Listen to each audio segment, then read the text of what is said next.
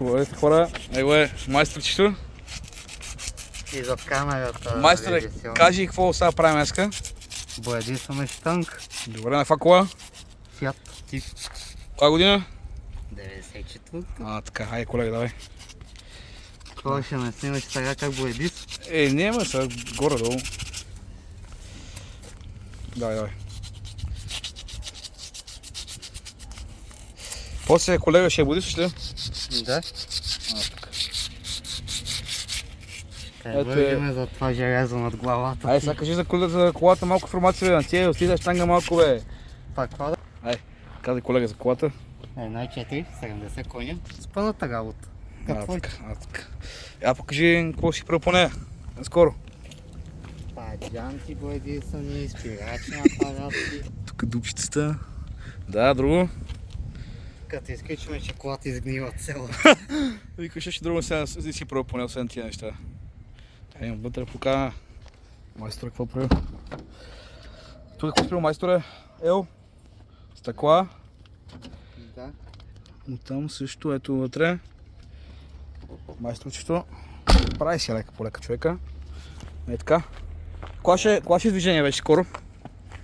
До една седмица. Да мога да иска да видим тази кола.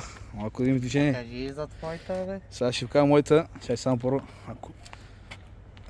Фиат Tipo 1.4. Астматик! Ето и моята. Opel Corsa B2000-та, фейслифт, 1.2 16V. Някой може да знаят от TikTok, известната Corsa. Ето е Gianti 15 каленов рок. Ето е 34 109 5 на 50, 15. С така, тъмни стъкла. Вътре нищо не особено не е.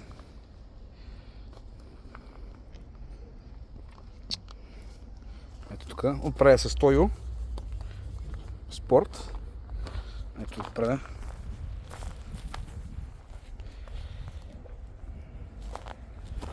Опа, това тук се е счупил. Ще трябва да го правя. Ето как изглежда. Спортна решетка. Нищо типално по двигателя, тя е сток, болна стока. Моят наречен проект, дълготройния проект с GC спойлер и така закупих. И гърне, което трябва да правя тампона. Може би, ако сте гледали в TikTok Wolfgang BG15, това е моята Corsa. Там в TikTok всички я знаят. Друго, по един момент е да я правя имам Recaro салон да я сложа. Да оправя там някакви други щети по нея, генерации, минерации. Трябва да правя два прения на крайника, едно казанче за чистачки и малко някоя друга работа се прави по нея. Иначе това е моята количка, нищо особено не е. За първа кола бива. И също ветрообрани съм си служил. Не съм на хеко, но пак върши някаква работа.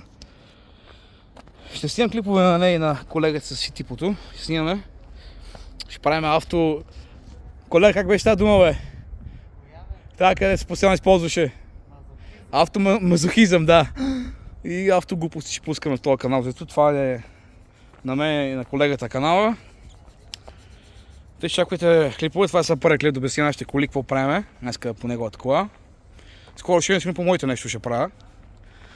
За този етап в момента не. И това от мен. Това днес хора. Лайквайте, харесате, subscribe и...